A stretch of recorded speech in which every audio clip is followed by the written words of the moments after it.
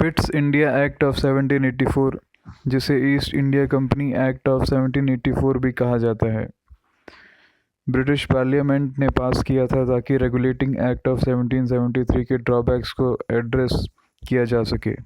ये act British prime minister William Pitt the younger के नाम पर रखा गया था और इसका मकसद ईस्ट इंडिया कंपनी के रूल को ब्रिटिश सरकार के ज़्यादा कंट्रोल में लाना था। कमर्शियल और पॉलिटिकल फंक्शंस। इस एक्ट ने एक dual system of control introduce किया जिसमें कमर्शियल और पॉलिटिकल फंक्शंस अलग अलग किए गए। Commercial functions. Court of directors (COD) को ईस्ट इंडिया कंपनी के कमर्शियल अफेयर्स मैनेज करने की जिम्मेदारी मिली। इसमें ट्रेड और फाइनेंशियल मैटर्स शामिल थे।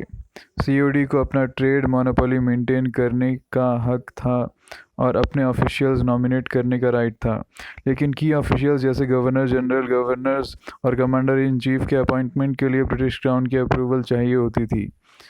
Political functions. Board of control (BOC) को इंडियन अफेयर्स रेगुलेट करने और ईस्ट इंडिया कंपनी के पॉलिटिकल एक्टिविटीज़ सुपरवाइज करने के लिए बनाया गया था।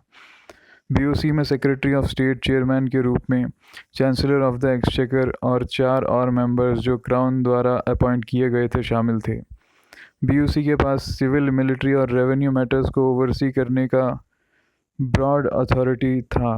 BOC को सारी कंपनी पेपर्स एक्सेस करने का हक था और सारी डिस्पैचेस को अप्रूव करना होता था। इस एक्ट ने बॉम्बे और मद्रास प्रेसिडेंसीज को गवर्नर जनरल ऑफ बंगाल के अंडर सबऑर्डिनेट कर दिया, जिसने पावर को कलकत्ता में सेंट्रलाइज किया। COD और BOC।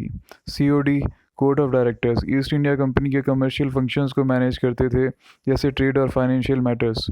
BOC board of control political functions को रेगुलेट करते थे, सिविल, मिलिट्री और रेवेन्यू मैटर्स को ओवरसी करते थे और इंश्योर करते थे कि कंपनी ब्रिटिश गवर्नमेंट पॉलिसीज़ के साथ कंप्लाई करे। ये डुअल सिस्टम ऑफ कंट्रोल 1858 तक चलता रहा, जब तक कंपनी का रूल इंडिया में ख़त्म नहीं हो गया।